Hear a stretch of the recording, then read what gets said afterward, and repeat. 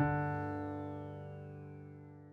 a traditional craftswoman and I specialise in greenwood working and basketry. Greenwood working is working with wood that's fresh, so it's not been dried, it's like still got a lot of moisture in it. So you can use hand tools and knives and gouges and things like that. So because of the moisture in the wood, it's sort of softer to work with.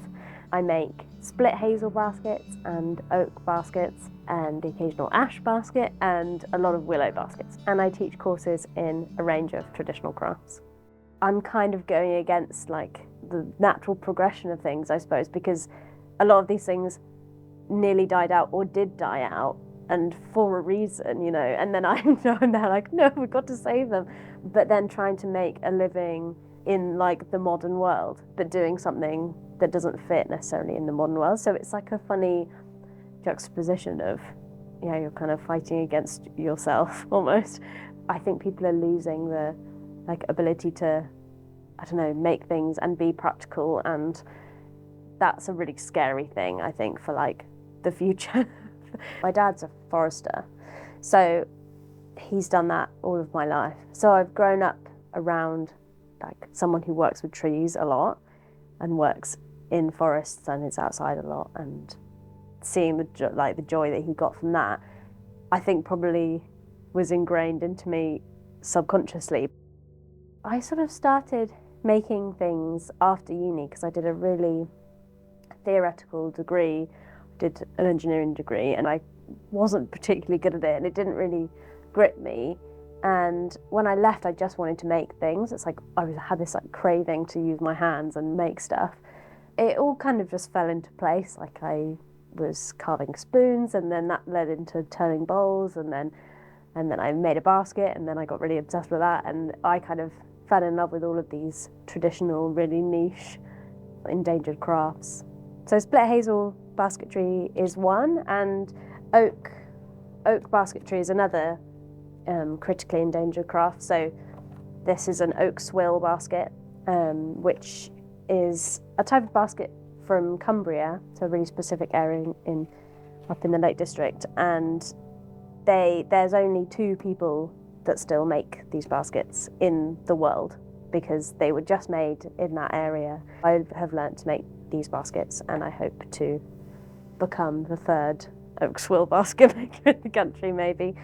A lot of people teaching craft courses and woodworking courses, a lot of men teaching, and I think it's quite refreshing for people to see like a youngish woman teaching in that sort of space, and I think they can see the kind of enthusiasm that I have for the crafts and like keeping the skills alive and really encouraging people to like use their hands and make things and work with like natural materials. And I think people can see that through me, like how much I love it, and I think that's draws people in. And I think people love the story of these endangered crafts, but a lot of people also just come because they just really want to learn a new skill and they want to use their hands and make something, and whether it's because they're struggling with mental health and they want to, you know, quieten their mind for a bit and use their hands and make something, or whether it's just, oh, I've always wanted to make a basket, I'll go and make a basket, or whatever it is.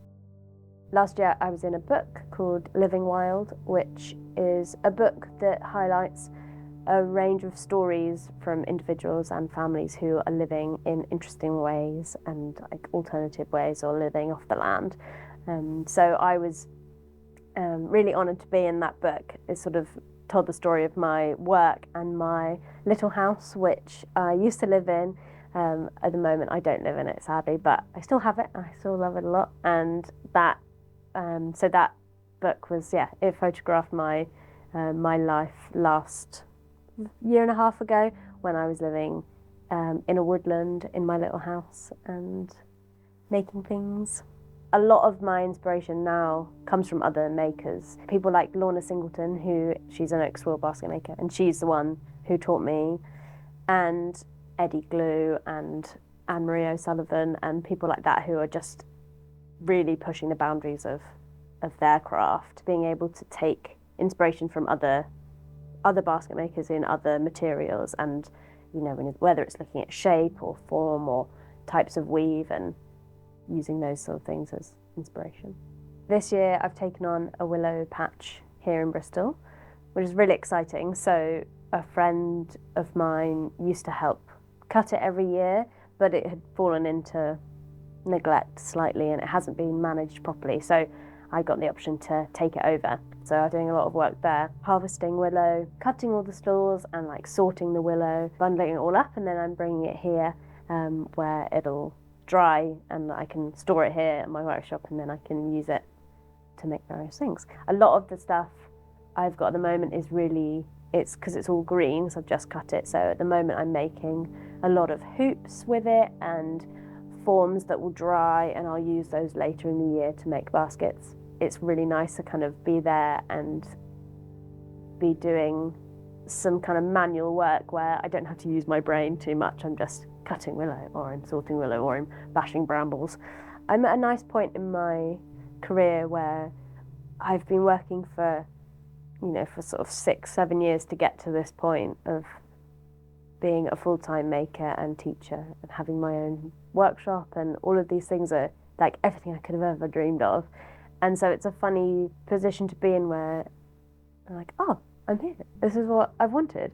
But actually, it's really hard, or it's not quite right, or I'm not making enough money. And, there's all of these things that I'm like excited to figure all those things out.